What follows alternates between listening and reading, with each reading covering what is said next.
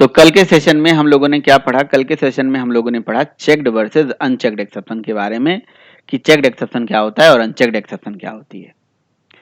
तो checked exception और unchecked exception के बारे में मैंने ये बताया था कि checked exception are known by the compiler और unchecked exception are known by the JVM. ठीक है, ये उसकी डेफिनेशन होती है। चेक्ड को कंपाइलर जानता है और अनचेक्ड को जेवीएम जानता है। अब क्वेश्चन ये आता है कि चेक्ड एक्सेप्शन कंपाइलर क्यों जानता है भाई, क्यों अनचेक्ड एक्सेप्शन जेवीएम जानता है? तो इसके बारे में मैंने कल क्या बताया था? प्रीतम बताएंगे? प्रीतम बताएंगे क्या मैंने बताया था? बताइए प्रीतम कि आखिर ये चेक्ड एक्सेप्शन क्यों कहा जाता है checked exception are known by the compiler and unchecked exception are known by the JVM, क्यों?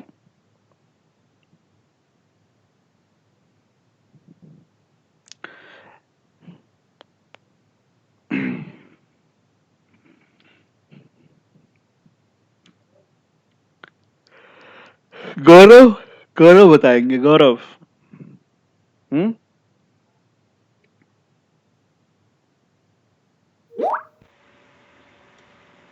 Sir checked exception sir compile time पे जो एक्सेप्शन दे देता है वो चेक्ड एक्सेप्शन होते हैं और अनचेक्ड होते हैं वो रन टाइम पे देते हैं।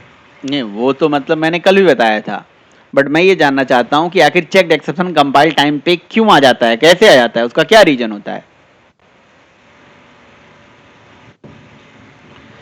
तो इसके लिए मैंने एक कहानी बताई थी, म्यूट कर लीजिए, मैं फिर से बता देता हूं।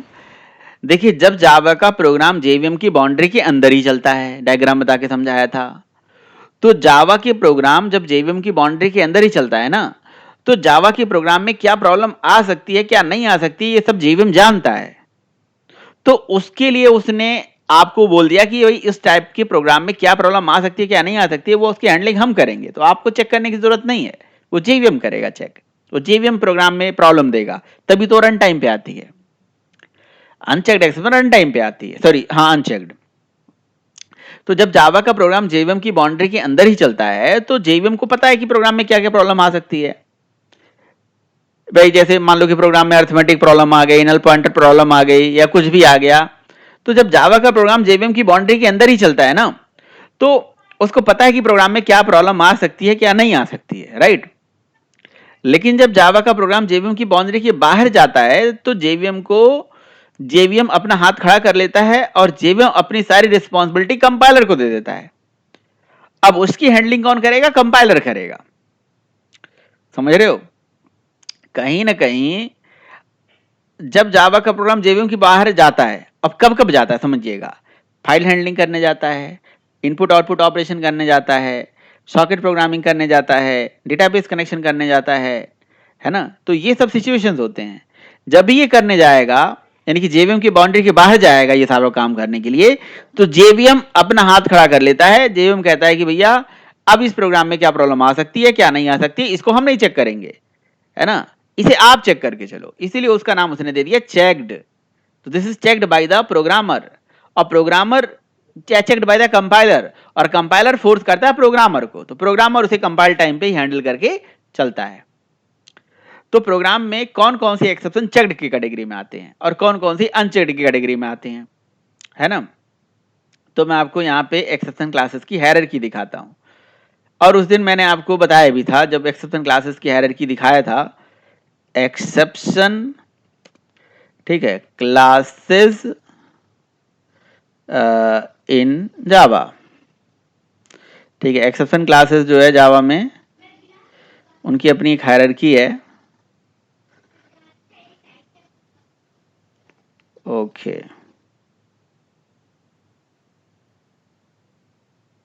सब लोग आ गए हैं? रोहित नहीं आए हैं, रवि कुमार नहीं आए हैं, रजनीकांत नहीं आए हैं, रंजीत, रजनीकांत, ओके। तो अब मैं इमेजेस में जाता हूं, एक्सेप्शन क्लासेस हायरार्की। देखिए यहाँ पे कौन कौन सी एक्सेप्शन चेक्ड हैं, कौन कौन सी एक्सेप्शन अनचेक्ड हैं। या आप चेक्ड वर्सेस अनचेक्ड भी लिख देते ना, तब भी डायग्राम में आ जाता कि कौन कौन सी चेक्ड एक्सेप्शन है और कौन कौन सी अनचेक्ड एक्सेप्शन है। वैसे देखिए, आप ध्यान से यहाँ पे देखिए, यहाँ पे मुझे दिख रहा है, ये देखिए, जो रन टाइम के अंदर आने वाली सारी एक्सेप्शन हैं वो अनचेक्ड की कैटेगरी में आती हैं। जैसे जैसे arithmetic exception, number format exception, null pointer exception, array index और टॉप बाउंड एक्सेप्शन, ये सब अनचेक्ड की कैटेगरी में आती हैं।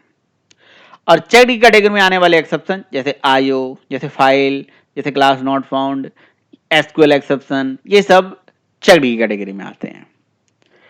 तो इंटरव्यू में जाओगे, इंटरव्यू आपसे क्वेश्चन पूछेगा what is difference between checked और अनचेक्ड एक्सेप्शन, तो आप बोलेंगे checked exception are known by the compiler at compile time, unchecked exception are known by the JVM at run time. Sir, जो run time exception के अंदर आने वाली classes हैं like arithmetic, null pointer, number format, ये unchecked होती हैं, और जो IO, file not found, SQL, ये सब होती हैं वो चेक्ड होती हैं। चेक्ड कंपाइल टाइम पे आ जाते हैं, अनचेक्ड रन टाइम पे आते हैं। तो मैंने आप लोगों को एक बात बताई थी कि एक्सेप्शन हैंडलिंग जो मेनली बनाई गई थी ना, वो चेक्ड एक्सेप्शन को ही हैंडल करने के लिए बनाई गई थी। अनचेक्ड एक्सेप्शन तो प्रोग्रामर की मिस्टेक की वजह से आते हैं। प्रोग्रामर अपने कोड को लिखने से पहले कोड को डिबग नहीं करता है, कोड को चेक नहीं करता है। अभी तक तो हमने पूरी एक्सेप्शन हैंडलिंग इसी से पढ़ ली, अनचेक्ड से ही पढ़ लिया। प्रोग्राम में डिवाइड बाय जीरो ला दिया, अर्थमेटिक एक्सेप्शन ला दिया और ट्राई कैच का यूज समझा दिया। एक्चुअल ट्राई कैच और ये सारी चीजों का यूज, एक्सेप्शन हैंडलिंग का यूज चेक्ड एक्सेप्शन को हैंडल करने के लिए ही दिया गया है। तो checked exception actually compile time पे कैसे आती है और इसकी क्या कहानी होती है, तो मैंने कल बताया था एक्चुअली चेक्ड एक्सेप्शन जो भी होते हैं वो थ्रोज कीवर्ड के थ्रू फोर्स कराए जाते हैं। और जिस भी मेथड के आगे चेक्ड एक्सेप्शन होती है, ज्यादातर चेक्ड एक्सेप्शन थ्रोज के माध्यम से ही, क्या ज्यादातर क्या 100% थ्रोज के माध्यम से ही कंपाइलर को फोर्स कराई जाती हैं। तो अब आईओ का या फाइल हैंडलिंग का या एसक्यूएल का कोई भी ऑपरेशन उठा के देख लो, उन सारे ऑपरेशन में या उन सारे मेथड्स के आगे थ्रोज लगा होता है। और जिस भी मेथड के आगे थ्रोज लगा होता है ना, वो हमें क्या इंडिकेट करता है, ये मैं थ्रोज पढ़ाते टाइम पे आपको पढ़ा दिया था, समझा दिया था कि जिस भी मेथड के आगे थ्रोज लगा होता है वो हमें यही इंडिकेट करता है कि जब तुम मुझे कॉल करोगे तो भाई या तो ट्राई कैच में हैंडल कर लेना या उसी टाइप की एक्सेप्शन अपने प्रोग्राम में थ्रोज करा देना, ये वो इंडिकेट करता है। तभी तो जो हम क्लास डॉट फॉर नेम लिखते आ रहे हैं उसको हम कहाँ पे लिखते थे, क्लास डॉट फॉर नेम को भी ट्राई कैच में लिखते थे, right. Class dot for name को ट्राई कैच में लिखते थे। कोई भी ऑपरेशन आप करोगे, छोटा मोटा बड़ा कोई भी ऑपरेशन आप करोगे तो ट्राई कैच में हमें लिखना ही चाहिए, और लिखते भी थे हम, है ना। तो ऐसा है कहानी।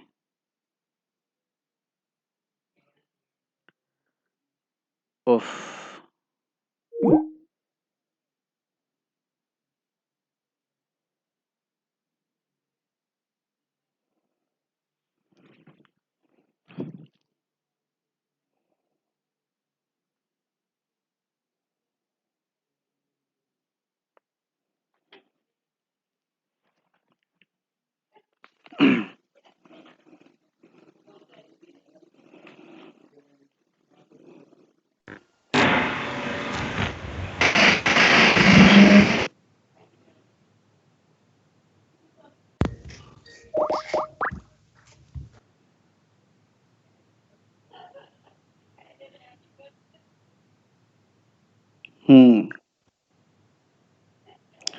तो पता नहीं कैसे कॉल कट गया था। आवाज आ रही है ना मेरी परफेक्ट, या नहीं आ रही है? यस सर आ रही है। अरे सर, जब आना बंद हो जाएगा ना तो बताना, ताकि तब मैं समझ जाऊंगा कि जी मेरा डेटा उठा खत्म हो गया है। वैसे मेरे पास डेटा तो बहुत सारा है। हाँ, तो ये होती है भाई चेक्ड एक्सेप्शन। कोई क्वेश्चन है किसी का? कोई क्वेश्चन है तो पूछो। किसी का कोई क्वेश्चन है तो पूछिए। मैंने जो बताया चेक्ड और अनचेक्ड वाले में कोई क्वेश्चन है? नो सर अभी नहीं है। ओके, नो सर अभी नहीं है। अभी नहीं है। तो अभी अभी क्वेश्चन आएगा जब मैं आपसे आगे मतलब आगे पढ़ाऊंगा तो क्वेश्चन आएगा, मतलब अभी नहीं है मतलब आगे पूछोगे, है ना? ओके, पूछ लेना, ठीक है।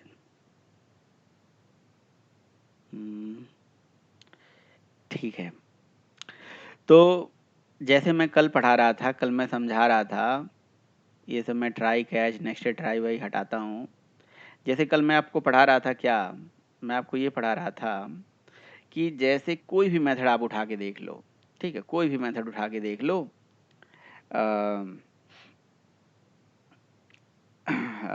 अच्छा, एक चेक्ड होती है, एक अनचेक्ड होती है, एक पार्सली चेक्ड भी होती है, समझ रहे हो? एक पार्सली चेक्ड अनचेक्ड एक्सेप्शन भी होती है ना? तो पार्सली चेक्ड एक्सेप्शन क्या होती है वो भी मैं आपको बताऊंगा, पहले चेक्ड अनचेक्ड तो समझ ले, ठीक है?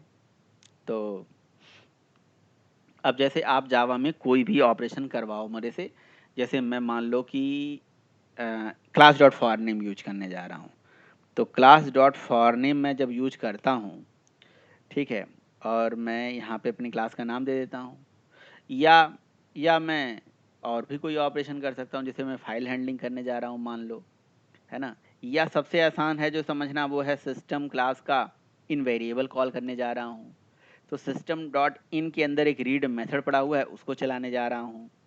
तो जैसे मैं system dot in dot read लिख रहा हूँ तो यहाँ पे आ गई एक्सेप्शन। क्या एक्सेप्शन आ गई? ये कह रहा है कि या तो हैंडल कर लो या तो थ्रोज कर दो, समझ रहे हो? ये कंपाइल टाइम पे आ जाएगी, मतलब ये अभी अभी इक्लिप्स में आपको पता ही है ना, कोड लिखते ही कंपाइल हो जाती है, तो ये कंपाइल टाइम पे आ गई। या मैं सीएमडी पे कंपाइल करके दिखाऊं, या समझ में आ रहा है? आप बताइए, ये कंपाइल टाइम पे ही आ जाएगी। समझ आ रहा है। समझ में आ रहा आ है? रहा है सर, आ रहा है सर। तो ये कंपाइल टाइम पे ही आ जाती है, कंपाइल टाइम पे ही कंपाइलर बता देता है जी ये प्रोग्राम में ये एक्सेप्शन है, ठीक है? तो होता क्या है कि जैसे system dot in dot read आपने लिखा, तो system dot in dot read लिखते ही ये रीड मेथड के आगे इंटरनली थ्रोज लगा हुआ है। आप देखना चाहते हो, दिखाता हूं मैं आपको। सीएमडी ओपन करो, आप लिखो जी java P java dot IO dot input stream. Input stream एक हमारी क्लास है, उसका रीड मेथड है, ये देखिए रीड मेथड है, और उसके आगे थ्रोज कौन सी एक्सेप्शन हो रही है बताइए? आईओ। तो और ये जनरली ज्यादातर थ्रोज कीवर्ड ये चेक्ड एक्सेप्शन के केस में ही आता है, और एक चेक्ड आ गया कंपाइल टाइम पे थ्रोज के माध्यम से, यानी कि थ्रोज और चेक्ड समझ लो एक तरह से, जहां थ्रोज है वहां चेक्ड है, ऐसे समझ लो। चेक्ड ही ज्यादातर चेक्ड एक्सेप्शन ही थ्रोज होते हैं, ठीक है? अनचेक्ड भी थ्रोज करा सकते हो, कोई दिक्कत नहीं है, लेकिन ज्यादातर जावा वालों ने तो ऐसे ही कर रखा है। तो या तो अब हम इनको ट्राई कैच में लिख के चलें, यानी कि इस पे अगर हम क्लिक मार देंगे तो ट्राई कैच हो जाएगा, है ना? देखो हो गया ट्राई कैच। और अगर नहीं ट्राई कैच लिखना चाहते हो तो यहाँ से थ्रोज कर दो, उसी टाइप की एक्सेप्शन थ्रोज कर दो यहाँ, राइट? थ्रोज कर दिया, और इससे हमने जो इनपुट आएगा वो एक वेरिएबल में हम होल्ड कर लेते हैं। System dot out dot println में आई को प्रिंट कर लेते हैं, और system dot out dot println में यहाँ पे लिख देते हैं हम जी रेस्ट ऑफ कोड, यानी कि रेस्ट ऑफ लाइन यहाँ पे हो गई। अब जब इस प्रोग्राम को हम चलाएंगे तो ये यूजर से इनपुट लेने के लिए वेट करेगा, तो प्रोग्राम यूजर से इनपुट लेने के लिए वेट करेगा। Right click, run as Java application. ये हैंग कर रहा है क्या? यहाँ कंसोल में ये वेट कर रहा है, हमें दिख नहीं रहा था, वहाँ कंसोल ओपन नहीं हुआ था। अब हमने अगर सपोज करो इनपुट दे दिया ए, तो इसने 97 हमें रीड करके दे दिया और रेस्ट ऑफ कोड हमारा मेंटेन हो गया। लेकिन अगर गलती से हम यूजर से इनपुट कुछ और दे देंगे जिसकी वजह से मान लो प्रोग्राम में प्रॉब्लम आ गई, है ना, जिसकी वजह से प्रोग्राम में प्रॉब्लम आ गई, लेट से मैंने दे दिया नंबर कोई, है ना, और मैंने यहाँ पे एंटर मारा, अच्छा उसकी भी स्काई वैल्यू दे देगा, क्या मैं लिख के एंटर मार दूं? कोई एक्सेप्शन ला देता हूँ ना, कैसे लाऊं एक्सेप्शन भाई?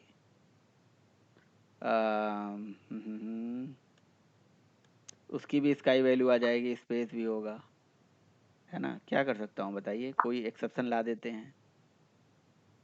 अगर हमने थ्रोज लगा दिया और प्रोग्राम में एक्सेप्शन आ गई, उस रीड मेथड की वजह से एक्सेप्शन आ गई कि बिना कुछ मारे भी दे देंगे तो स्पेस आ जाएगा। कोई कुछ बोलना चाह रहा है?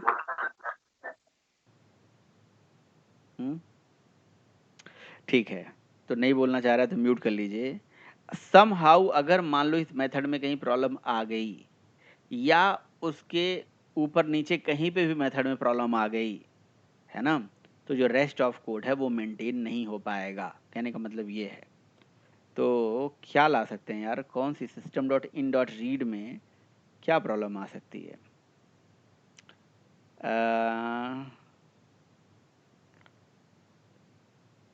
ठीक है, मैं जानबूझ के ला देता हूँ यार। अब int I is equal to 10 divide by 0। ठीक है, ये तो एक्सेप्शन है ही। या पी इज इक्वल टू कुछ भी कर दिया, I1 कर दिया, या इस यूज़र की इनपुट पे डिपेंडेंसी है ना, हमने आई पे कर दिया, ऐसे कुछ भी कर सकते हैं। तो अब प्रोग्राम चलेगा, तो प्रोग्राम में अगर एक्सेप्शन आ जाएगी, ठीक है, तो ये रेस्ट ऑफ कोड मेंटेन नहीं होगा। अब देखिएगा, मैंने ए दे दिया, ये दे दिया, देखो रेस्ट ऑफ कोड मेंटेन नहीं हुआ। ठीक है, अगर मैं इसका दूसरा एस्पेक्ट फॉलो करता, ठीक है, क्या, सराउंड विथ ट्राई कैच वाला, तो अभी प्रोग्राम में अगर एक्सेप्शन आती तो हैंडल कर लेगा ये। लेकिन फिर वो स्टेटमेंट को ट्राई कैच में लिखना पड़ेगा ना, ये वाला स्टेटमेंट को, ये पूरा स्टेटमेंट को ट्राई कैच में लिखना पड़ेगा, तभी तो हो पाएगा, ऐसे थोड़ी ना हो पाएगा अपने आप। तो रेस्ट ऑफ कोड ये मैनेज कर लेगा, तो यही फ़ायदा है। लेकिन एक चीज़ याद रहे कि ये नहीं कर पाएगा, ये नहीं कर पाएगा, क्योंकि यहाँ पे एक्सेप्शन आ रही है अर्थमेटिक और ये लगा है आईओ, तो ये इसे हैंडल नहीं कर पाएगा। इसलिए यहाँ पे लगा दूंगा एक्सेप्शन। तो ये पिताजी हैं सबके। ठीक, अब प्रोग्राम में अगर एक्सेप्शन आ भी जाएगी तो रेस्ट ऑफ कोड हमारा मैनेज हो जाएगा, रेस्ट ऑफ कोड हमारा चलेगा यहाँ पे। तो ये चीज़ है। कल जैसे हम पढ़ रहे थे ना, तो किसी ने कहा कि इधर ये देखिए, अर्थमेटिक एक्सेप्शन आया डिवाइड बाई 0, लेकिन रेस्ट ऑफ कोड चला, प्रॉब्लम आई प्रोग्राम में। तो यही चीज़ होती है। अब ये तो मैंने जानबूझ के यहाँ लाया ना, इस लाइन में भी प्रॉब्लम आ सकती है जो यहाँ पे यूज़ हो रही है, जैसे रीड मेथड है ना, इसमें भी कुछ प्रॉब्लम आ सकती है, कुछ भी प्रॉब्लम आ सकती है। जैसे सपोज करो कि उसको ऑब्जेक्ट ही नहीं मिला और उस पर आप रीड चलाने चले गए, तो ये मतलब चीज़ है। तो जब भी किसी प्रोग्राम में, जब भी किसी मेथड के आगे आप थ्रोस देखो, मतलब जहाँ पे भी आप समझ लो ट्राई कैच लिखना मैंडेटरी पड़ जाए, जहाँ पे भी ट्राई कैच लिखना मैंडेटरी हो जाए कि भाई ट्राई कैच के बिना काम ही नहीं चल रहा है, गाड़ी आगे बढ़ ही नहीं रही है, तो समझ जाओ कि यार इसने ना कहीं पे भी इंटरनली थ्रोज लगा रखा होगा अपने मेथड के आगे। और ये कब तभी होता है जब चेक्ड एक्सेप्शन होती है। ज़्यादातर चेक्ड एक्सेप्शन में ही थ्रोज लगा होता है, और वो कंपाइल टाइम पे ही फोर्स कर देता है आपको, या तो ट्राई कैच लिखो या तो उसी टाइप की एक्सेप्शन थ्रोज कराओ। अब जैसे एग्जाम्पल के तौर पे मैं बताता हूँ, सबसे बेस्ट एग्जाम्पल, ये तो यहाँ पे सुटेबल नहीं हो पाया, कोई बात नहीं। अब जैसे देखो, आप क्या करो, आप class dot for name use करते हो या थ्रेड डॉट स्लीप यूज करते हो, है ना। तो चलो मैं क्लास डॉट फॉर नेम ही बताता हूँ, ये आप जानते हो, पहले से पढ़े हो। तो क्लास डॉट फॉर नेम हमसे किसी क्लास का नाम मांगता है रन टाइम पे, तो हम यहाँ पे लिख दिया ARGS 0। तो 0 पोजीशन पे क्लास का नाम मिलेगा और उस क्लास को लोड करके हमें क्लास के ऑब्जेक्ट में होल्ड कर देगा। और फिर ये देखो, ये एक्सेप्शन थ्रोज कर रहा है, तो मैं इसको अगर थ्रोज करा दूं, हैंडल ना करूं, तो इसका मतलब हमने इसको बाईपास कर दिया, है ना, एक्सेप्शन को बाईपास कर दिया। तो इसका मतलब आप ये भी बोल सकते हो कि एक्सेप्शन को बाईपास करने के लिए थ्रोज कीवर्ड का यूज करा जाता है। ठीक है, अब होगा क्या, प्रोग्राम चला, प्रोग्राम चला, और जब प्रोग्राम चलेगा ना, मैंने कमांड लाइन से कोई आर्गुमेंट नहीं पास करा, तो प्रोग्राम में आ गई एक्सेप्शन, और वो भी कौन सी, array index out of bound exception. क्योंकि ARGS के कमांड लाइन से 0 पोजीशन पे मैंने क्लास का नाम ही नहीं दिया, और जब क्लास का नाम दिया नहीं तो प्रोग्राम एबनॉर्मली टर्मिनेट हो गई। अब अगर एक एस्पेक्ट ये हो सकता है कि जब मैं प्रोग्राम रन कर रहा था तो यहाँ से चला देता रन कॉन्फ़िगरेशन, और रन कॉन्फ़िगरेशन में अपनी क्लास का नाम दे देता जिसको हमें लोड कराना है, वो क्लास इसे मिल जाती और उसको वो लोड कर देता, तो फिर कोई प्रॉब्लम नहीं आती। समझे आप? तो यहाँ पे हम आर्गूमेंट पास कर देते, प्रोग्राम आर्गूमेंट या VM आर्गूमेंट, क्या करना पड़ता है, प्रोग्राम आर्गूमेंट या VM, किसी ने किया है? चलो, सेम क्लास को मान लो मुझे लोड कराना है, तो यहाँ पे मैं देता टेस्ट, और जब मैं टेस्ट दे दूंगा, इसको अप्लाई करके रन कर दूंगा, ठीक है, तो ये देखो परफेक्टली रन हो गया, रेस्ट ऑफ कोड चल गया। ठीक है, तो मतलब उसको पैरामीटर मिल गया ना। अच्छा, अगर अगर यही चीज़ ट्राई कैच में लिखी होती, यही चीज़ ट्राई कैच में सराउंड होता। तो फिर अगर रन टाइम पे आर्गूमेंट नहीं भी मिलता ना, अब रन कन्फिग्रेशन से जाके आर्गूमेंट मैं हटा देता हूँ, आर्गूमेंट को मैं हटा देता हूँ, अप्लाई करके रन कर देता हूँ, ठीक है। तो अगर ये actually class not found exception आया नहीं ना, ये आया array index out of bound exception. तो हमें हैंडलिंग यहाँ पे इसीलिए पिताजी को लगा के चलना चाहिए, पेरेंट वाला चलाना करना चाहिए, ठीक है। तो अब देखो रेस्ट ऑफ कोड हमारा मैनेज हो गया कि नहीं हो गया। तो ये चीज़ है भाई। तो इसीलिए जब किसी मेथड में थ्रोज लगा हो तो वो हमें क्या इंडिकेट करता है, या तो उसी टाइप की एक्सेप्शन थ्रोज करा दो, है ना, या तो ट्राई कैच में हैंडल करके चलो।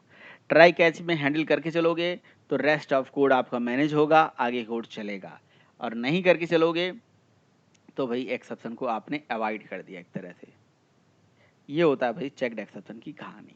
चेक्ड एक्सेप्शन कंपाइल टाइम पे दिख जाते हैं, और एक्चुअली चेक्ड एक्सेप्शन को ही हैंडल करने के लिए ट्राई कैच वगैरह बनाया गया है, और इसी के लिए ही यूज करते हैं। हम जानबूझ के कभी अर्थमेटिक और नल पॉइंटर एक्सेप्शन नहीं लाते हैं।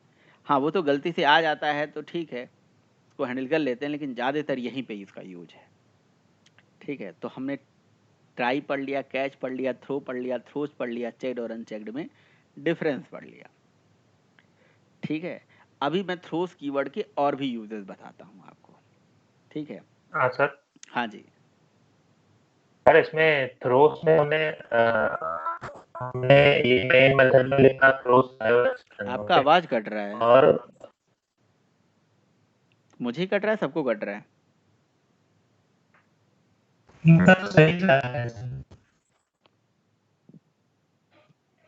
एक मिनट रुक जाइए जरा, एक मिनट रुकिए। हाँ सर आ रही है। ओके ओके, हाँ जी बताइए क्या कह रहे थे सुनील, कुछ कह रहे थे आप। सर मैं बोल रहा था यहाँ पे मेन पे अगर आपने किया थ्रोस आयो एक्सेप्शन और वो नीचे आयो एक्सेप्शन नहीं आ रहा है तो वो हैंडल हो जाएगा फिर? नीचे आयो एक्सेप्शन नहीं आ रहा है ये कह रहे हो? आ रहा है आयो नहीं नहीं एक्सेप्शन नहीं आ नहीं रहा है। नहीं, अगर आपने थ्रोज करा दिया ना, तो थ्रोज का मतलब आपने अपने सिर का बोझ किसी और की जिम्मेदारी पे दे दिया। थ्रोज का मतलब होता है कि जी अपने सिर का बोझ उठा के सामने वाले के ऊपर फेंक देना। कि ये लो, तुम समझो। तो अगर मेन के आगे थ्रोज लगा दिया तो मेन मेथड को जो बंदा कॉल करेगा उसकी जिम्मेदारी हो जाएगी, कि उस प्रोग्राम में उस एक्सेप्शन को वो देखेगा, वो हैंडल करेगा, समझे? वो उसकी रिस्पॉन्सिबिलिटी बन जाएगी। Okay sir. चलिए, इसके लिए ना मैं एक टॉपिक आपको पढ़ाता हूं जिसका नाम होता है एक्सेप्शन प्रोपागेशन। हिंदी में बोलते हैं अपवादों का संचरण, है ना। एक्सेप्शन का मतलब अपवाद और प्रोपागेशन का मतलब होता है संचरण। जैसे साउंड का प्रोपागेशन, इलेक्ट्रिसिटी का प्रोपागेशन होता है, उसी तरह से एक्सेप्शन का भी प्रोपागेशन होता है। तो एक्सेप्शन प्रोपागेशन क्या होती है? प्रोपोगेशन जो भी आप समझते हो, प्रोनाउंसिएशन देख लेना आप। जैसे ये शो मेथड है, फिर एक डिस्प्ले मेथड है, फिर एक मैसेज नाम का मेथड है ना। इतने मेथड है हमारे पास, शो, डिस्प्ले और मैसेज। और ये हमारी टेस्ट क्लास है। तो हमने टेस्ट क्लास का ना ऑब्जेक्ट बना लिया, test is equals to new test, और टी डॉट मैसेज नाम के मेथड को हमने कॉल कर लिया, और मैसेज के अंदर से हमने डिस्प्ले को कॉल कर लिया, और डिस्प्ले के अंदर से हमने शो को कॉल कर लिया, है ना, शो को कॉल कर लिया, ठीक है। और शो के अंदर कुछ कोड लिख दिया। ऐसे हमने मेथड के अंदर मेथड कॉल कर लिया। तो यहाँ पे नीचे या ऊपर system dot out dot println में यहाँ पे हमने मैसेज लिख दिया, ठीक है। यहाँ पे system dot out dot println के अंदर डिस्प्ले लिख दिया। ऊपर system dot out dot println के अंदर हमने शो लिख दिया, ठीक है। तो बस इस तरह से प्रोग्राम हमने चला दिया, तो सारा प्रोग्राम का फ्लो आ गया। पहले मैसेज आ गया, फिर डिस्प्ले आ गया, फिर शो आ गया। एक्चुअली शो तो पहले कॉल हुआ, तो पहले शो आना चाहिए, फिर डिस्प्ले आना चाहिए, फिर मैसेज। तो ये ऐसे आएगा जब आप इसको नीचे प्रिंट करोगे तो। ठीक है, कि पहले ये प्रिंट हो जाए। ये लिखने का तरीका था बस, और कोई दिक्कत नहीं थी। ठीक है, इसलिए वो प्रिंट पहले हो गया। अब आप देखिए, पहले आपका शो आएगा, फिर डिस्प्ले आएगा, फिर मैसेज आएगा, और उसके बाद लास्ट में यहाँ पे system.out.println में अगर यहाँ मेन लिख देंगे तो मेन सबसे लास्ट में प्रिंट होगा। और यहाँ पे सबसे लास्ट में जी हमने लिख दिया क्या, rest of code. Rest of code, ये हमने रेस्ट ऑफ कोड लिख दिया। इस तरह से हमने बहुत सारी लाइन लिख दी। अब हुआ ये कि मान लीजिए कि अगर हमने मैसेज नाम का मेथड कॉल किया, फिर डिस्प्ले कॉल किया, फिर यहाँ कॉल किया। अच्छा, प्रोग्राम में मान लीजिए कि एक्सेप्शन, मतलब एक के बाद एक मेथड चल रहा है। अब मेथड को मैं आपको बताऊं, मेथड को मेमोरी एरिया में मेमोरी मिलती है, बट मेथड की कॉलिंग स्टैक के अंदर से होती है। मेथड स्टैक के अंदर से कॉल होता है। तो मान लीजिए कि हम एक के बाद एक के ऊपर एक ऐसे मेथड कॉल कर रहे हैं। अब मेथड स्टैक में चलता है तो सबसे टॉप वाला स्टैक शो है। अब टॉप वाले स्टैक में कोई प्रॉब्लम आ गई, कोई एक्सेप्शन आ गया, लेट्स से उसमें एक्सेप्शन आ गई, int x इक्वल्स टू 10/0, कोई एक्सेप्शन आ गई, और वहां पे एक्सेप्शन हैंडलिंग का कोड नहीं लिखा हुआ है। लिखा होता तो हैंडल हो जाता। एक्सेप्शन हैंडलिंग का कोड कहाँ लिखा हुआ है, मान लीजिए इस ट्राई कैच में लिखा हुआ है, यहाँ पे जहाँ से ये चल रहा है, या सॉरी मेन के अंदर लिखा हुआ है यहाँ पे। तो आपको क्या लगता है कि क्या एक्सेप्शन हैंडलिंग यहाँ हो जाएगी? मतलब एक्सेप्शन ऊपर आ गया है ना, ऊपर आएगा, और क्या यहाँ हैंडल हो जाएगा, यहाँ इस जगह पे हैंडल हो जाएगा? आपको क्या लग रहा है? अगर मान लो एक के बाद एक मेथड चल रहे हैं और टॉप ऑफ द स्टैक में एक्सेप्शन आ गई, तो क्या बॉटम ऑफ द स्टैक में आके वो हैंडल हो जाएगी? तो यस, बिल्कुल हो जाएगी ये। If in a program exception occur at the top of the stack, so it is automatically forwarded to the bottom of the stack until it is not handled or reach to the bottom of the stack। मतलब ये होगा क्या, होगा ये कि जब ये exception आएगी ना, तो ये देखेगी कहाँ से कॉल हुई है। ये तो डिस्प्ले के अंदर से कॉल हुई है, तो क्या यहाँ पे इसका एक्सेप्शन हैंडलिंग का कोड लिखा हुआ है? नहीं। तो ठीक है, फिर इसके पास जाएगी, इससे पूछेगा क्या यहाँ एक्सेप्शन हैंडलिंग का कोड लिखा हुआ है? नहीं। फिर इसके पास जाएगी, क्या यहाँ लिखा हुआ है? हाँ। तो फिर यहाँ हैंडल हो जाएगी, बात खत्म। तो ये तरीका होता है भाई। अगर मेथड पे मेथड कॉल हो रहा है ना, और मेथड जो है एक के बाद ऐसे स्टैक में चल रहे हैं, और टॉप वाले स्टैक में कोई एक्सेप्शन आ गई, तो अपने आप बॉटम ऑफ द स्टैक में फॉरवर्ड होके चली जाएगी, है ना। बॉटम ऑफ द स्टैक में जहाँ पे वो हैंडल हुई होगी, वहीं पे ट्राई कर उसको मिल जाएगा, परफेक्ट हैंडल हो जाएगी। और नहीं अगर हुआ है तो एक्सेप्शन थ्रो कर देगी। तो ये देखिए, अर्थमेटिक एक्सेप्शन डिवाइड बाई 0 आ गया, है ना, और ये मेन में आ गया, रेस्ट ऑफ कोड मेंटेन हो गया, और साथ में यहाँ पे पूरा स्टैक ट्रेस प्रिंट होके आ गया कि एक्सेप्शन कहाँ कहाँ से कैसे कैसे प्रोपागेट होके गई थी, राइट। तो इसका कंसेप्ट ये हुआ, एक्सेप्शन आया, एक्सेप्शन आने के बाद वो अपने आप बॉटम ऑफ द स्टैक में गया, प्रोपागेट होते हुए नीचे आया, जहां पर उसे हैंडल हो गया। हैंडल होने के बाद एक्सेप्शन प्रिंट हुआ, रेस्ट ऑफ कोड चला, और बाद में स्टैक ट्रेस पूरा प्रिंट होके हमें दिखा दिया कि एक्सेप्शन कहाँ कहाँ से कैसे कैसे आई थी। इसीलिए मैंने कैश के अंदर प्रिंट स्टैक ट्रेस लगाया था।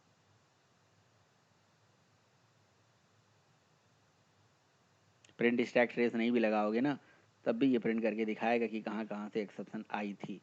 स्टैक ट्रेस तो प्रिंट करने का वो एक मैंने बताया कि इस तरह से स्टैक ट्रेस का मतलब क्या होता है आप समझ पाओ, इसलिए हमने लगा दिया।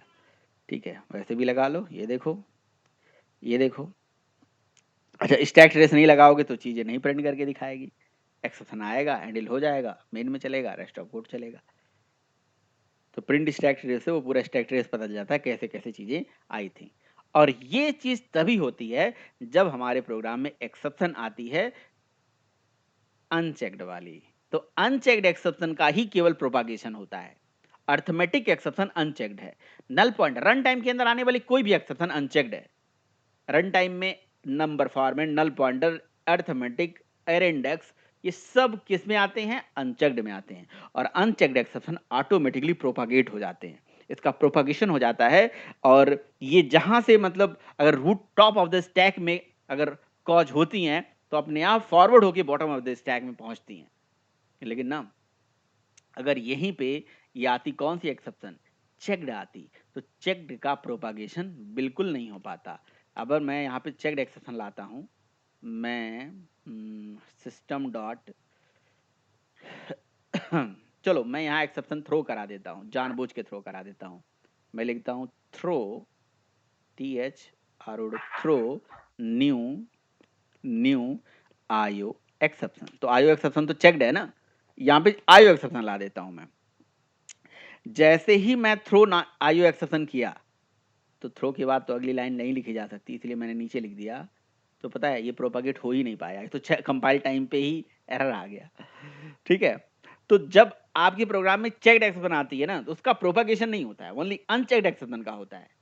अब ये हमें क्या कह रही है, पहली चीज तो कह रही है कि डिक्लेयर टू बी थ्रोज, तो मैंने यहाँ पे थ्रोज लगा दिया है ना, ये हमसे कह रही है कि ठीक है, तो हमने थ्रोज लगा दिया। अब ये क्या कह रही है, या तो थ्रोज करो या तो ट्राई कैच में हैंडल करो, फिर मैंने यहाँ पे भी थ्रोज कर दिया। फिर ये क्या कर रही है, या तो थ्रोज करो या तो ट्राई कैच में हैंडल करो, फिर मैंने यहाँ पे भी थ्रोज लगा दिया।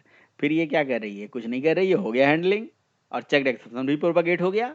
कैसे, थ्रोज के माध्यम से, थ्रोज के माध्यम से चेक्ड एक्सेप्शन प्रोपागेट हो गया। यहाँ पे प्रोग्राम में आई कौन सी एक्सेप्शन, चेक्ड, और यहाँ पे मैंने लगा दिया थ्रोज। अब इस मेथड को जो बंदा कॉल करेगा, यानी इसकी जिम्मेदारी है इसको हैंडल करना। उसने कहा मैं नहीं हैंडल करूंगा, मैं भी थ्रोज करूंगा। नहीं कहते ठीक है जाओ आगे आगे आगे देखेगा, यहाँ पे आ गया। इसने कहा मैं भी हैंडल नहीं करूंगा, मैं भी थ्रोज करूंगा। तो इसकी जिम्मेदारी किसके पास चली गई, मेन पे। अब मेन पे भी थ्रोज कर देता तो जिम्मेदारी किसके पास पहुंच जाती, जेवीएम के पास। लेकिन मेन में तो हैंडल है ना, काम हो गया, खत्म कहानी। तो इसीलिए कहते हैं ओनली चेक्ड अनचेक्ड एक्सेप्शन ही प्रोपागेट होते हैं जनरली, लेकिन अनचेक्ड एक्सेप्शन भी प्रोपागेट हो सकते हैं थ्रोज के माध्यम से। तो मेरे ख्याल से अब आपको थ्रोज का और भी यूज समझ में आ गया हो, या नहीं आया? सर इसमें वो जो आपने अनचेक्ड एक्सेप्शन बताया ना, ये मैसेज वाला, उसमें आपने ये मैसेज मेन मेथड के अंदर ट्राई कैच डाला है और ट्राई के अंदर मैसेज को कॉल किया है, ठीक है। तो अगर हम मैसेज मेथड के अंदर डाल रहे हैं ट्राई कैच, तो वही हैंडल हो जाता, वो हैंडल होगा। हाँ वही हैंडल हो जाता, वो जहां पे भी रख दोगे वही हैंडल हो जाएगा। तो मतलब सर यहाँ पे या तो कॉलिंग पे डाले या तो डेफिनेशन पे डाले, बात सेम ही है मतलब। कॉलिंग पे डालें या डेफिनेशन पे डालें, बात सेम ही है, बिल्कुल सही बात है। लेकिन हमें आपको बताया था हमेशा एक्सेप्शन हैंडलिंग का यूज कॉलिंग टाइम पे करना चाहिए, ताकि यूजर अपने हिसाब से अपना मैसेज प्रिंट करा पाए, है ना। बिल्कुल सही बात है। Okay sir. और ये समझ में आ गया कि थ्रोज के माध्यम से चेक्ड एक्सेप्शन भी प्रोपागेट हो गया।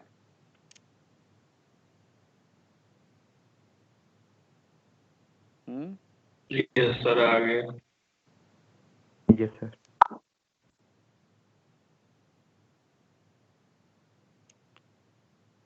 तो checked exception can also be propagated via throws keyword. Throws लगा लगा के एक्सेप्शन को आगे भेजते गए, आगे भेजते गए और उसको हैंडल कर लिया, है ना, लास्ट में उसको हैंडल कर लिया। लेकिन ये मैनुअल प्रोपगेशन हुआ ना, जो कि हम लोग खुद कर रहे हैं, लेकिन उसके अंदर नहीं है अनचेक। हाँ, अनचेक्ड में ऑटोमेटिक हो जाता है। ऑटोमेटिक। हाँ सही बात है, सही बात है।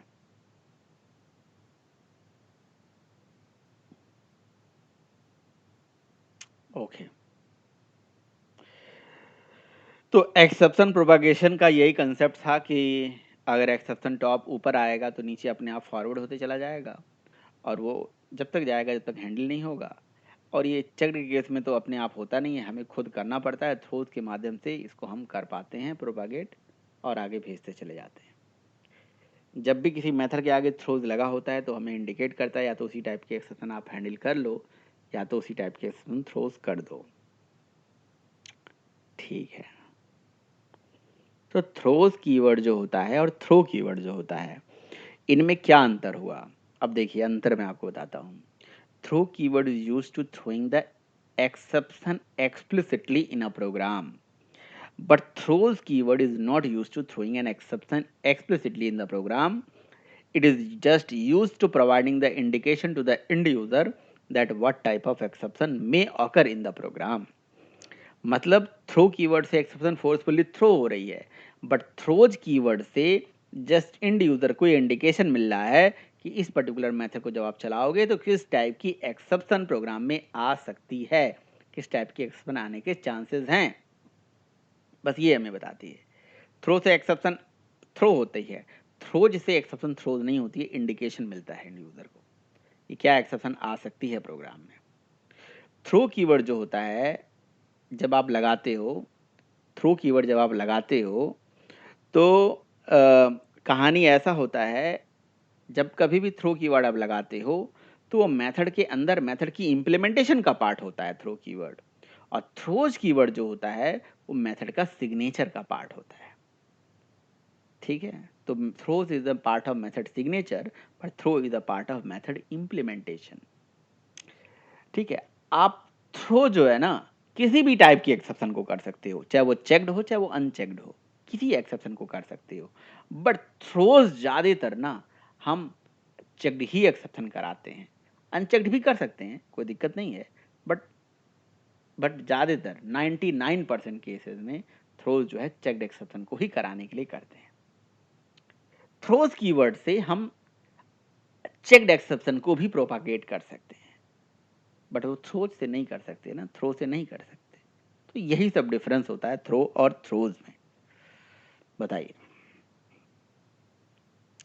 क्लियर है? थ्रो और थ्रोज का डिफरेंस क्लियर है? Yes sir.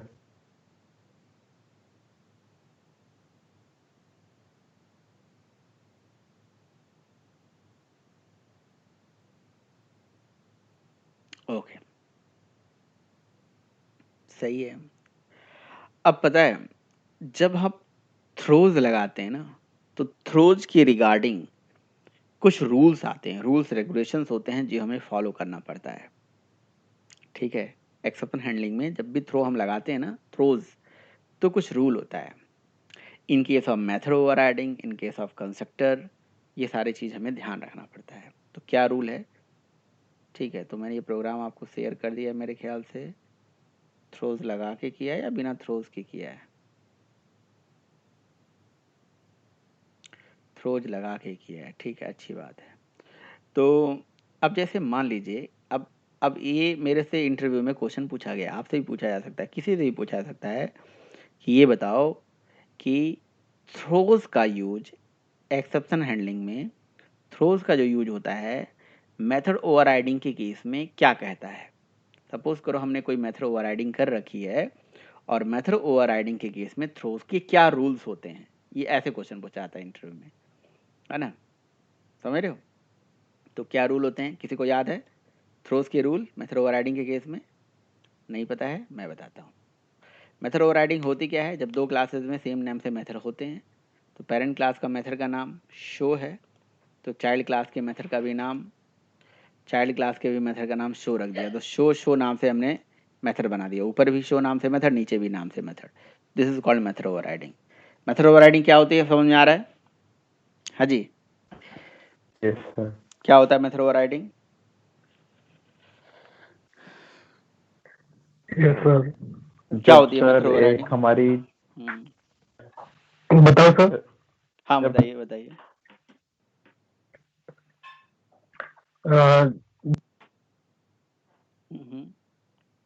बोलिए बोलिए बोलिए भाई, सुन रहा हूँ मैं। कोई कोई बोला, मेरी आवाज आ रही है कि कट गया आवाज? सर जैसे कि दो क्लास होती है, एक पेरेंट होता है एक चाइल्ड होता है, हम्म तो दो सेम नाम से हम्म सेम करेक्टर, जो सेम करेक्टर होता है, सेम डेफिनेशन, मतलब डेफिनेशन अलग होता है बस। ये सेम नाम से पेरेंट में भी वही मेथड हो, चाइल्ड में भी वही मेथड हो, और करेक्टरिस्टिक भी दोनों का सेम हो, तो उसको मेथड ओवरराइडिंग बोलते हैं। when two classes having same name of method with same signature and सब कुछ सेम होता है, इसको मेथड ओवरराइडिंग बोलते हैं। ठीक है, मतलब ये सो मेथड नीचे भी है, सो मेथड नीचे है, दोनों मेथड ओवरराइडिंग है। तो मान लीजिए कि मेथड ओवरराइडिंग के केस में जो पेरेंट क्लास का मेथड है ना, कोई एक्सेप्शन थ्रोज नहीं कर रहा है, कोई भी एक्सेप्शन थ्रोज नहीं कर रहा है, तो जो चाइल्ड क्लास का ओवररिडन मेथड है उसमें आप थ्रोज कौन सा एक्सेप्शन कर सकते हो, है ना? तो हम थ्रोज कर रहे हैं, मान लो आयो एक्सेप्शन, तो दिस इज नॉट वैलिड। ठीक है, दिस इज नॉट वैलिड। आयो एक्सेप्शन इज नॉट एप्लीकेबल या compatible with throws in this case. मतलब रूल क्या होता है, ध्यान से सुनिएगा। When what is the rule, मान लीजिए मेथड ओवरराइडिंग हो रही है और पेरेंट क्लास के मेथड में कोई एक्सेप्शन थ्रो नहीं हो रही है, तो जो चाइल्ड क्लास का ओवररिडन मेथड है ओनली अनचेक्ड एक्सेप्शन थ्रोज करा सकती है, चेक्ड नहीं करा सकती है। तो अनचेक्ड क्या हो गया, अनचेक्ड हो गया आईओ, इसे नहीं कर सकती है। और चेक्ड क्या हो गया, अर्थमेटिक या नल पॉइंटर या नंबर फॉर्मेट। नहीं, चेक्ड नहीं करा सकती है, अनचेक्ड करा सकती है। सॉरी मैं गलत अगर बोल दे रहा हूँ तो उसे देख लीजिएगा आप, है ना। चेक्ड नहीं करा सकती है, अनचेक्ड ही करा सकती है। तो देखिए अर्थमेटिक चल गया, है ना। लेकिन आयो करोगे, नंबर फॉर्मेट करोगे, नहीं आयो करोगे या एसक्यूएल करोगे तो वो नहीं करा सकते हो। तो फिर से सुनिए rule, if parent class method does not throw any exception, तो child class overridden method can only throws unchecked exception, it can not throws checked exception. जब कभी मेथड ओवरराइडिंग हो रही है तो मेथड ओवरराइडिंग के केस में पेरेंट क्लास का मेथड और चाइल्ड क्लास का मेथड का जो सेम हो रहा है, तो चाइल्ड क्लास का जो ओवररिडन मेथड है वो क्या कर सकता है, केवल और केवल अनचेक्ड एक्सेप्शन ही थ्रोज कर सकता है, या ना भी करे तब भी चल जाएगा, है ना। चाहे तो नो करे, नहीं भी करे तब भी चल जाएगा, वो तो चल ही रहा था। लेकिन अगर थ्रोज करा रही है तो भैया कौन सा करा सकती है, केवल अनचेक्ड कर सकती है, चेक्ड नहीं कर सकती है। Clear, this is first rule. Clear है, तब मैं आगे बढ़ूं।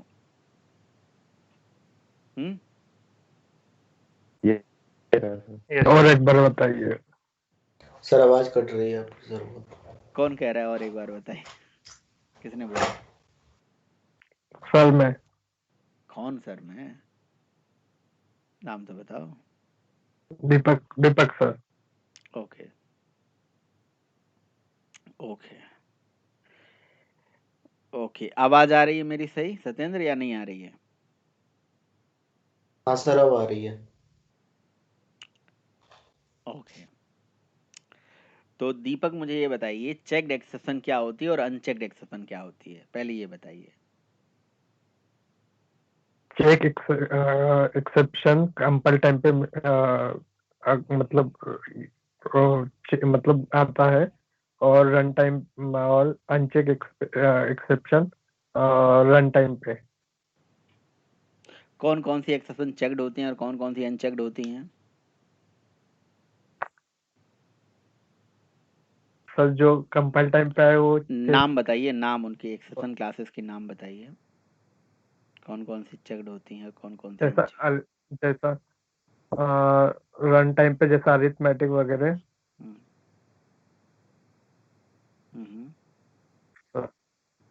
क्या रन टाइम पे और अरिथमेटिक वगैरह मतलब? मतलब रन टाइम पे मतलब जैसा अरिथमेटिक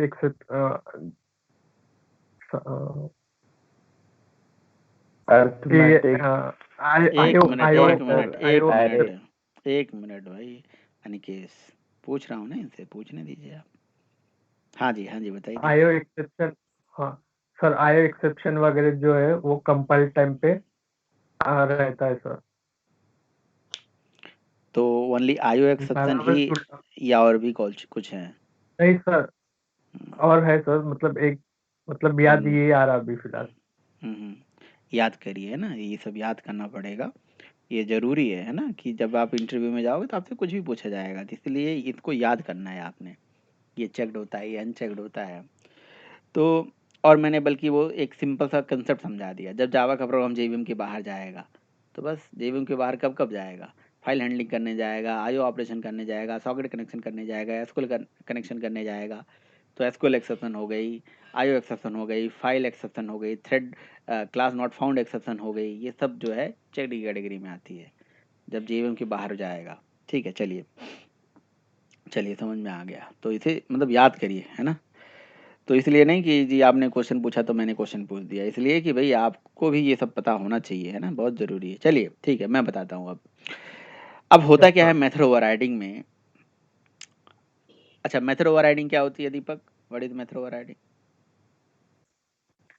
सर जब बेस क्लास और पेरेंट क्लास और चाइल्ड क्लास में दोनों भी क्लास में जो मेथड रहती है सेम सिग्नेचर सेम पैरामीटर रहेगा तो उससे मेथड ओवरराइडिंग करेगी।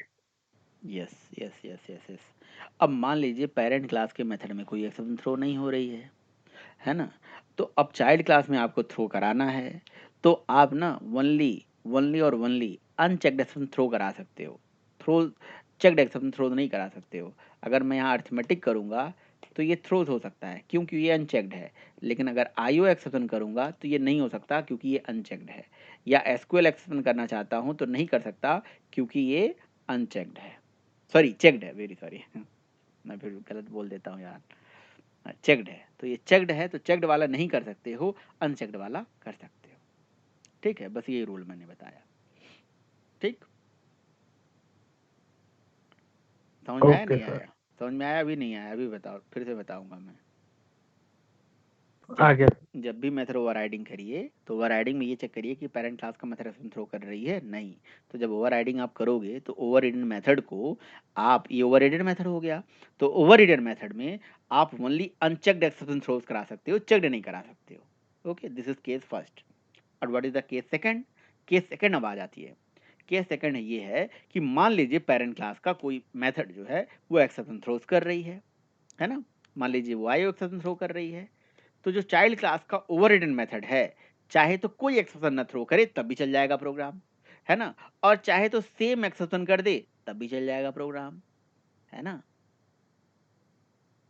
ध्यान से सुनिएगा। दूसरा केस अब मैं बता रहा हूँ। एक केस था जब पेरेंट क्लास का एक्सेप्शन थ्रो नहीं कर रहा था, तो चाइल्ड क्लास का override method unchecked exception throw कर सकता है, चेक नहीं कर सकता है। अब दूसरा केस बता रहा हूँ जब पेरेंट क्लास का मेथड एक्सेप्शन थ्रो कर रहा है।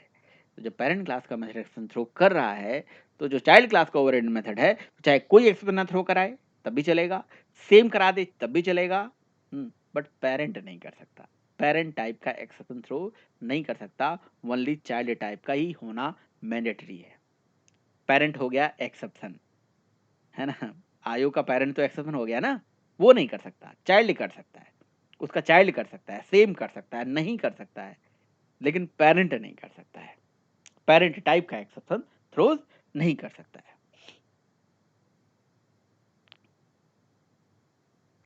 हाँ सर, ये ऐसे रूल्स मतलब क्यों है इसके बारे में बता सकते हो क्या? मतलब ये रूल्स ऐसे कैसे कि कुछ तो हाँ, कुछ तो इसका रीजन होगा, सही बात है, सही बात है, कुछ तो रीजन होगा। अब जैसे पहले वाले का रूल समझते हैं जरा। देखिए, मेथड ओवरराइडिंग जब हम करते हैं ना, तो जाहिर सी बात है अगर कोई मेथड ओवरराइडिंग हो रही है तो यानी कि पेरेंट क्लास से वो ओवरराइडिंग हो। अच्छा, मेथड ओवरराइडिंग हम क्यों करते हैं?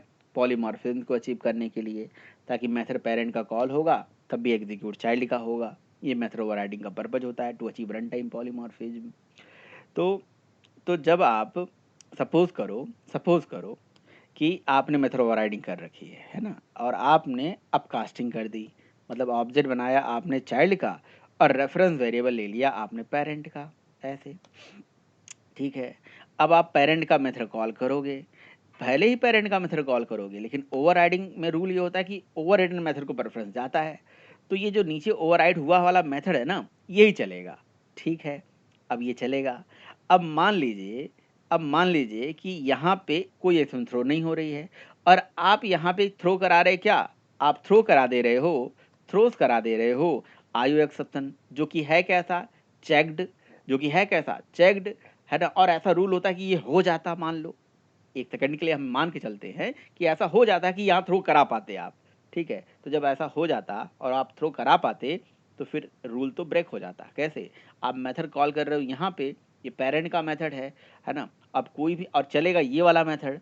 अब जावा में रूल होता है कोई मेथड के आगे अगर थ्रोज लगा है तो ट्राई कैच लिखना जरूरी है। अब यहाँ बिना ट्राई कैच के भी प्रोग्राम चल रहा है, देखो, है? तो या तो यहाँ फोर्स कराया जाए, या तो यहाँ फोर्स कराया जाए, या तो यहाँ फोर्स कराया जाए, दोनों में से एक जगह तो फोर्स कराना ही पड़ेगा डेवलपर को कि भाई या तो ट्राई कैच में हैंडल करके चलो। अच्छा, मान लो यहाँ पे फोर्स करा देते ये, तो रूल ही ब्रेक हो जाता। क्या? रन टाइम पॉलीमॉर्फिज्म, कि ये मेथड रन टाइम पे अपनी डेफिनेशन को पाता है, वो तो कंपाइल टाइम पे डेफिनेशन पा जाएगा अगर यहाँ पे ट्राई कैच लिखना पड़ जाए तो। समझ रहे हो? सपोज करो ये मेथड कॉल होता है, तो पता है आपको रन टाइम पॉलीमॉर्फिज्म पढ़िए, उसमें ये मेथड कॉल ये होता है, लेकिन जब ये प्रोग्राम रन होता है ना, तो चूंकि ऑब्जेक्ट इसका बना है इसलिए इसका मेथड कॉल हो जाता है। तो अगर मान लो यहाँ पे ये चीज़ हो जाती और ये रन टाइम पे कॉल होता, तो रन टाइम पे इसको ट्राई कैच कैसे मिल पाता? बताओ कैसे हो पाएगा? मेरी बात समझ में आ रही है नहीं आ रही है? हाँ सर। ठीक है, पहला एस्पेक्ट। इसलिए इसलिए अर्थमेटिक करा लोगे तो कोई बात नहीं, वो तो अर्थमेटिक हो रही है थ्रो, तो चलो ठीक है, नंबर फॉर्मेट थ्रो हो रही है, नल पॉइंट थ्रो हो रही है, वो तो अनचेक्ड है, उसको तो हैंडल कर ही लिया जाएगा, वो डेवलपर अपने हिसाब से देख लेगा। चलो वो तो समझ में आ रहा है, इसलिए ये कर सकते हो, चेक्ड नहीं कर सकते हो। अच्छा, अब अगर यहाँ पे थ्रोज हो रही है आईओ एक्सेप्शन, है ना, ऊपर थ्रो हो रही है आईओ एक्सेप्शन, और नीचे नीचे आपने कोई एक्सेप्शन थ्रोज नहीं करी, तो कोई बात नहीं। ऊपर थ्रो हो रही थी, मैंने ओवरराइडिंग करी, मुझे नहीं लगा कि इसमें कोई प्रॉब्लम आ सकती है ना, तो मैंने छोड़ दिया। आपने भले ही छोड़ दिया, लेकिन यहाँ पे देखो, जो इसको कॉल करेगा कि रन टाइम पॉलीमॉर्फिज्म होगा, तो बस यहाँ हैंडल हो ही जाएगा। तो ओवरराइडिंग यहाँ पे करो या ना करो, आपकी इच्छा। देखो पहला एस्पेक्ट हो गया, नहीं करोगे तब भी यहाँ पे या तो थ्रोज करा देगा या तो हैंडल करा देगा, अपने आप काम हो जाएगा। अच्छा, और अगर वही एक्सेप्शन थ्रोज करा दोगे तब भी कोई दिक्कत नहीं है, तब भी कोई दिक्कत नहीं है, तब भी वो नीचे हैंडल हो ही जा रहा है। लेकिन जब पेरेंट करा दोगे, पेरेंट टाइप का करा दोगे, तो अब इस पेरेंट, जैसे सपोज करो इस वाले लाइन पे जब ये मेथड कॉल हुआ था, तो इसने एक्सपेक्ट करा था कि प्रोग्राम में आईओ एक्सेप्शन आने के चांसेस हैं, तो आईओ के लिए तो हमने ट्राई कैच हैंडल कर लिया।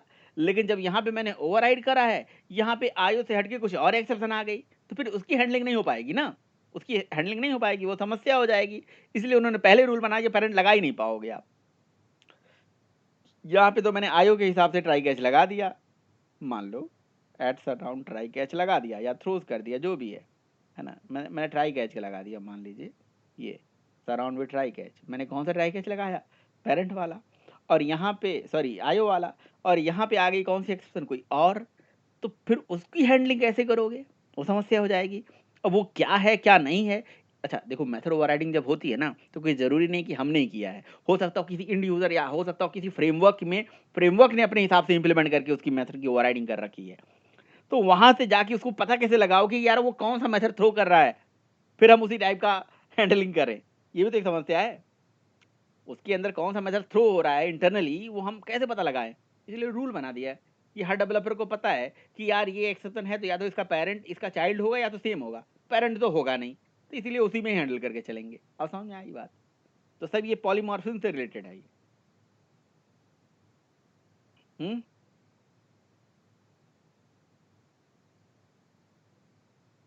सुनील जी, समझ में आ रहा है आपको या नहीं आ रहा है?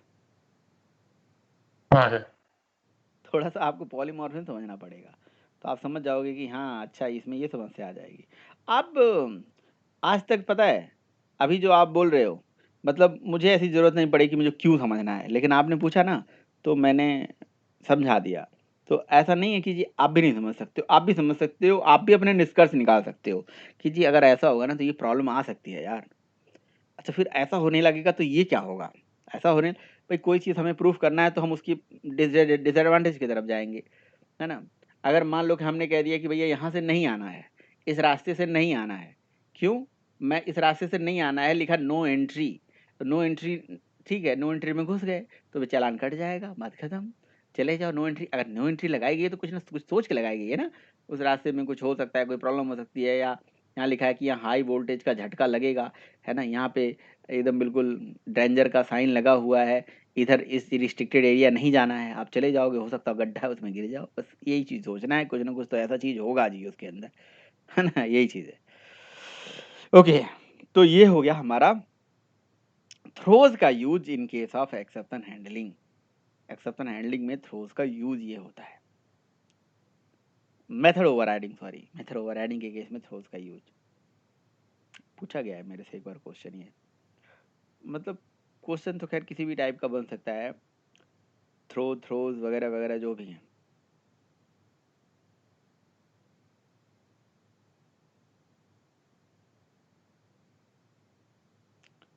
ठीक है, एक और बात है, एक बात ये है कि तो ये तो प्रोग्राम आप बना ही लोगे, तो इसको भेजने की ज़रूरत है नहीं, ये तो बस जस्ट एक कंसेप्ट था, एक कंसेप्ट आपको याद रखना पड़ेगा पता है, जब किसी मेथड के आगे थ्रोज लगा होता है और उसको हैंडल करना, जैसे फॉर एग्जांपल आप थ्रेड डॉट स्लीप मेथड चला रहे हो, थ्रेड डॉट स्लीप चला रहे हो, है ना। अब थ्रेड डॉट स्लीप मेथड चला रहे हो और स्लीप मेथड में इंटरप्टेड एक्सेप्शन आती है, तो इसको जब ट्राई कैच में हैंडल करके चलोगे ना तो इंटरप्टेड ही करके चलोगे। ये देखो सराउंड विद ट्राई कैच, इसको इंटरप्टेड ही करके चलोगे, या तो इंटरप्टेड कर लो सेम टाइप का कर लो, या तो पेरेंट वाला कर लो, तो चल जाएगा ये, है ना, कोई एरर नहीं आएगा। लेकिन ना अगर इसमें अर्थमेटिक कर दिया तो ये कंपाइल टाइम पे ही नहीं चलने देगा। ये देखो ये भी एक नियम है, तो ये चीज़ आपको पता होना चाहिए। अगर अगर हमारी यहाँ एक्सेप्शन आ रही है अर्थमेटिक, ये इंटरव्यूअर क्वेश्चन पूछता है, पहले ये बोलेगा, एक बार मैंने से ऐसे मैं बहुत मतलब बचपन में अपने टाइम पे मेरे से क्वेश्चन पूछा गया ये कि बताओ यहाँ थ्रेड डॉट स्लिप लिखा हुआ है, यहाँ अर्थमेटिक एक्सेप्शन आएगी, कौन सी एक्सेप्शन आएगी, तो थोड़ा सा मुझे पता था कि इंटरप्टेड आएगी, तो मैंने बता दिया इंटरप्टेड एक्सेप्शन आएगी। उसने कहा ठीक है बढ़िया वेल गुड, तो मैं अगर इंटरप्टेड आएगी, इंटरप्टेड लिखता हूँ तो हैंडल हो जाएगी। हमने कहा हाँ। उसने कहा एक्सेप्शन लिख दूंगा तो हैंडल हो जाएगी, प्रोग्राम चलेगा, कंपाइल होगा, रन होगा। हमने कहा हाँ। उसने कहा ठीक है, अगर एक काम करो, इंटरप्टेड आएगी लेकिन ना मैं प्रोग्राम में यहाँ पे लिख देता हूँ नल पॉइंटर या नंबर फॉर्मेट या अर्थमेटिक लिख देता हूँ, तो बताओ प्रोग्राम कंपाइल होगी या नहीं होगी, प्रॉब्लम कब आएगी, रन टाइम पे आएगी, कंपाइल टाइम पे आएगी। तो हमने कहा कि ट्राई कैच तो लिखा ही गया है, सब कुछ सही है, तो प्रोग्राम में तो रन टाइम पे प्रॉब्लम आएगी सर। उसने कहा कि भाई हाँ नहीं, उसने कहा कि ठीक है विल कॉल यू लेटर, समझ रहे हो ना, उसने वही वाली गोली दी थी। तो ये रन टाइम पे नहीं, ये चेक्ड एक्सेप्शन है ना, तो ये कंपाइल टाइम पे ही फोर्स कर देती है, तो ये कंपाइल टाइम पे ही मना कर दे रही है कि इधर ट्राई कैच तो बेकार है, ये ट्राई कैच तो हैंडलिंग, ये कैच बेकार है, ये इसका कैच बेकार है, ये अर्थमेटिक वाला ये कैच हमारा कुछ नहीं कर सकता, कोई हैंडलिंग नहीं कर पाएगा इसका, ये है ना। तो ये चीज़ है, ओके, ये चीज़ याद रखिएगा आप। ठीक है, तो try catch throws finally, exception propagation, use of throws keyword in case of method overriding, ये सारा चीज हमने देख लिया। इसके बाद जो कंसेप्ट आता है वो आता है कस्टम एक्सेप्शन का। कस्टम एक्सेप्शन हम खुद का बना सकते हैं। कस्टम एक्सेप्शन क्या होती है, कहते हैं कस्टम एक्सेप्शन वो होती है जहाँ पे हम एक्सेप्शन क्लासेस खुद अपने हिसाब से बना सकते हैं। Custom exception are those exception which is created by the developer itself. हर डेवलपर अपने हिसाब से कोई एक्सेप्शन क्रिएट कर सकता है, कोई एक्सेप्शन क्लास बना सकता है, ठीक है। उसके लिए वो अपनी क्लास बनाए जिसका नाम रखे माई एक्सेप्शन, ठीक है ना। तो माई EXP करके मैंने क्लास बनाई, और अगर मुझे कस्टम एक्सेप्शन बनानी है तो मुझे अपनी क्लास में किसी बनी बनाई एक्सेप्शन क्लास का सहारा लेना पड़ेगा, चाहे वो कोई भी हो, चाहे वो अर्थमेटिक हो, चाहे वो नल पॉइंटर हो, चाहे नंबर फॉर्मेट हो, है ना, चाहे वो एक्सेप्शन हो, किसी का भी सहारा लेके आप अपनी प्रोग्राम में उसको एक्सटेंड कर लीजिए, है ना। तो ये आपकी क्लास बनेगी कस्टम एक्सेप्शन। एक क्लास बनाया, बनी बनाई एक्सेप्शन क्लास से एक्सटेंड कर दिया, वो क्लास एक्सेप्शन क्लास बन गई, मेरी क्लास एक्सेप्शन क्लास बन गई, ठीक है। माई एक्सेप्शन या माई एज वैलिडेट एक्सेप्शन, ऐसे करके मैंने दे दिया, ठीक है। तो मेरा ये क्लास बन गई एज को वैलिडेट करने वाली एक्सेप्शन क्लास, समझ रहे, जो एज को वैलिडेट करेगी, my age validate exception class, ठीक है। तो अब मैं क्या करूँगा, जब मेरे प्रोग्राम में कभी भी एक्सेप्शन आएगी और एज वैलिडेशन वाला, अगर आपको याद हो तो हमने प्रोग्राम बनाया था, तो वहाँ पे ना माई एज वैलिडेशन, ये पता नहीं क्या क्या हो गया भाई, my age validation EXCEPTION, my age validate exception, ये हमने क्लास बना दी, ठीक है। तो अब क्या करेंगे, अब हमने सपोज करो कि प्रोग्राम में ये ट्राई कैच हटा देते हैं, ये ट्राई कैच हटा देते हैं। अब सपोज करो वही एज वैलिडेट करने का एक प्रोग्राम हमने बना दिया, जो हमने बहुत पहले बनाया था थ्रो कीवर्ड में। पब्लिक रिटर्न टाइप स्ट्रिंग और मेथड का नाम है वैलिडेट एज, है ना, जिसमें यूज़र से एज उसका मांगा जाएगा, तो हमने इंट एज दे दिया, ठीक है। और एज को यहाँ पे हमने ग्लोबली कहीं पे डिक्लेयर करके रख लिया, ठीक है। और this dot age is equal to age assign कर दिया यहाँ पे, है ना, ठीक है। और यहाँ पे हमने क्या करा कि यहाँ पे कंडीशन दे दिया कि जो यूज़र ने एज एंटर करा है, इफ़ जो एज है क्या वो ग्रेटर देन है ना 18 से, तो अगर ग्रेटर देन 18 से है तो वैलिड है, और अगर लेस देन 18 से है तो एक्सेप्शन थ्रो हो जाए। तो हम थ्रो करते थे ना, तो अब हमने चाहते हैं कि भाई हमारी एक्सेप्शन हम खुद का थ्रो कराएं, तो यहाँ पे हमने करा दिया थ्रो।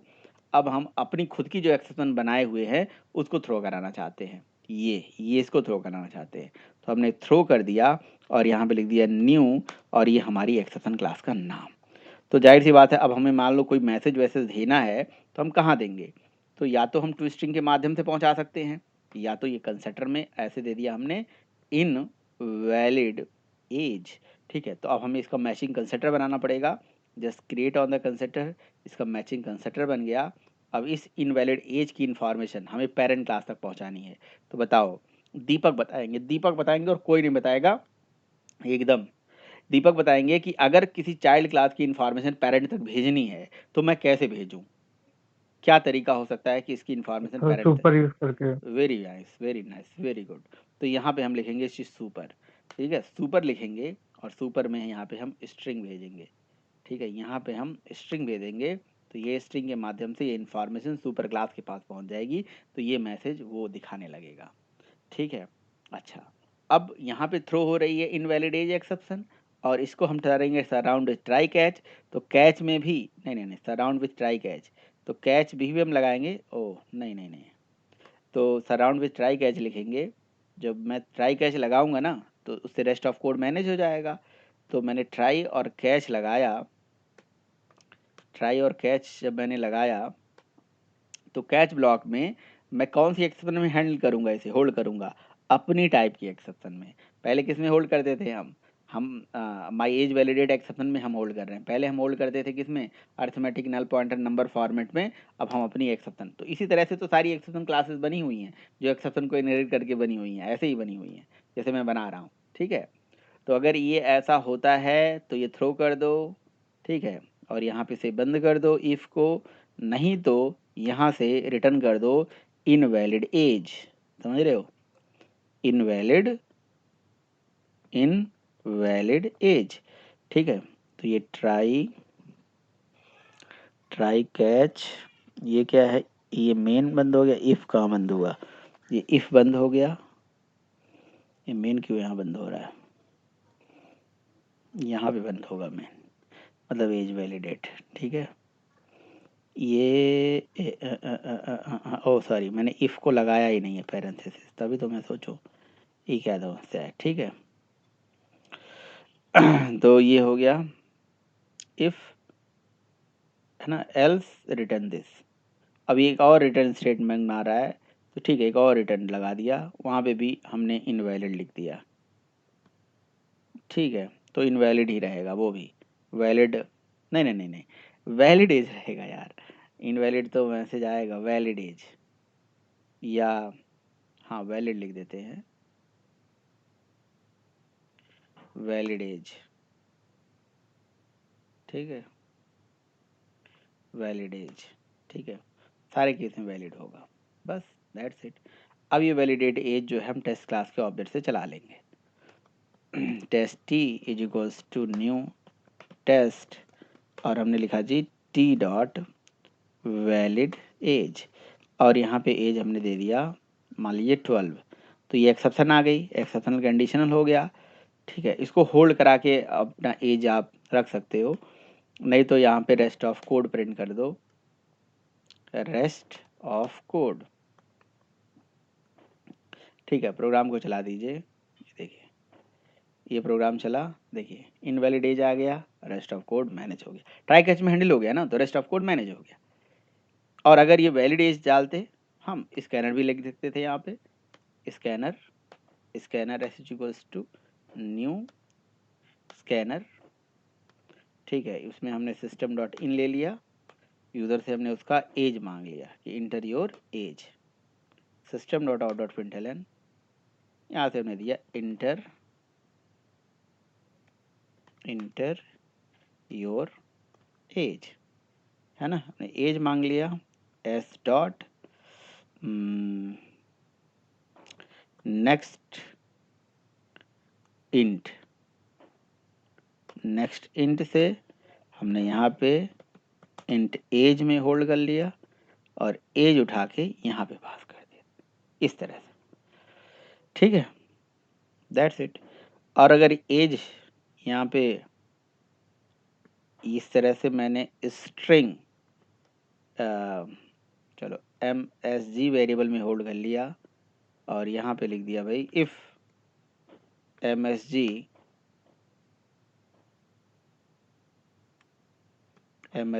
डॉट इक्वल्स यहाँ पे लिख देते भाई वैलिड एज। तो अगर ये वैलिड एज होगा तो बस यहाँ मैसेज देते हैं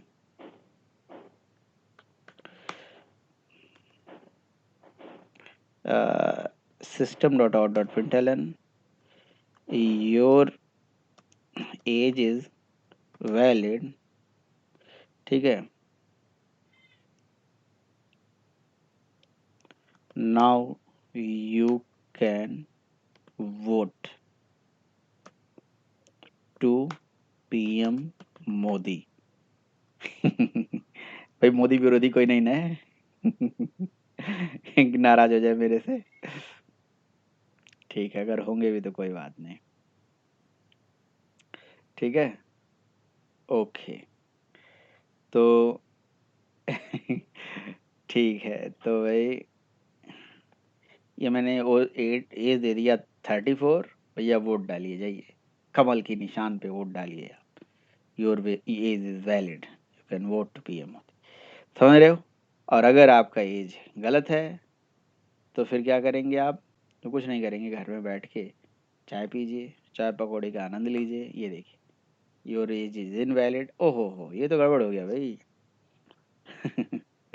अभी भी यू कैन वोट, ये क्यों आ रहा है भाई MSG में? ओ लास्ट में मैंने रिटर्न ये वैलिड एज करा रखा है ना, इनवैलिड हाँ करा सर, दिया। दोनों में वैलिड है।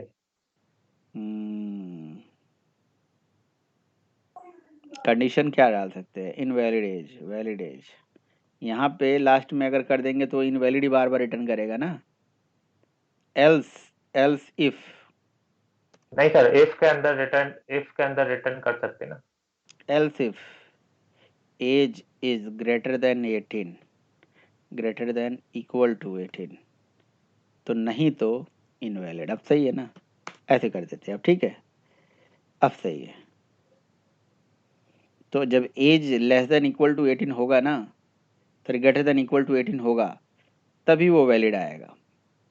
तो मैंने 19 दे दिया, तो ठीक है। अब जब ये कंडीशन को सेटिस्फाइड नहीं करेगा, जैसे 12 होगा, कुछ और होगा, तो ठीक है, ये आ गया, ठीक है, ऐसे कर सकते हो। तो कहने का मतलब है कि हमने खुद की एक्सेप्शन क्लास बना दी और खुद का एक्सेप्शन थ्रो करा दिया। तो आपको अगर याद हो तो मैंने आपको बताया था थ्रो कीवर्ड का एक्चुअल यूज यही होता है कि हम कस्टम एक्सेप्शन जब बनाते हैं तो उसको खुद थ्रो करा सकते हैं। तो in case of throwing custom exception, अब थ्रोज कीवर्ड में जब आप थ्रो चला रहे हो ना, तो यहाँ से जो मैसेज है, ये मैसेज आप इस तक अगर भेजना चाहते हो सुपर से भेज सकते हो। अगर सुपर से ये मैसेज नहीं जाएगा तो क्या आएगा? रेफरेंस आईडी प्रिंट होने लगेगी। आप देखिए रेफरेंस आईडी आने लगी, नहीं आई? अच्छा, बस इन्होंने ओवरराइडिंग मार रखा होगा इसलिए आ रही है। तो या तो आप टू स्ट्रिंग मेथड ओवरराइड करो, समझ रहे हो? तो पब्लिक रिटर्न टाइप स्ट्रिंग है ना, और मेथड का नाम रख दीजिए जी टू स्ट्रिंग। जो उप्स पढ़ रहा है उसको ये भी समझ में आ जाएगा, देखो टू स्ट्रिंग यहाँ यूज हो रही है। और टू स्ट्रिंग में यहाँ से रिटर्न करा दीजिए, ठीक है। ये जो स्ट्रिंग में डेटा आ रहा है ना, यही डेटा रिटर्न करा दीजिए, और क्या। इसको यहाँ ऊपर ग्लोबल रख लीजिए और यहाँ पे दिस लगा दीजिए, this dot string is equals to string, है ना, और ये स्ट्रिंग यहाँ से रिटर्न करा दीजिए, ठीक। ये देखिए स्ट्रिंग रिटर्न हो गया है, ठीक। ये चला दीजिए आप, ये देखिए आ गया कि नहीं आ गया इनवैलिड एज। टू स्ट्रिंग के माध्यम से भी आप, ऑब्जेक्ट ही तो है, ऑब्जेक्ट का तो खेल है। तो ये कस्टम एक्सेप्शन है। कस्टम एक्सेप्शन में जो यूजर के मैसेजेस जो है दो तरह से हम प्रिंट करा सकते हैं, या तो सुपर के माध्यम से या तो टू स्ट्रिंग के माध्यम से। टू स्ट्रिंग को ओवरराइड करके कर सकते हैं। ठीक है, तो ऑलमोस्ट एक्सेप्शन हैंडलिंग खत्म हो गई। Partially checked exception unchecked exception मैं आपको कल बता देता हूँ। और भी कोई क्वेश्चन होगा तो आप पूछ लीजिएगा, बाकी हम कल नेक्स्ट टॉपिक स्टार्ट करेंगे। ओके देन चलते हैं, नमस्ते, टाटा, बाय बाय, और क्या।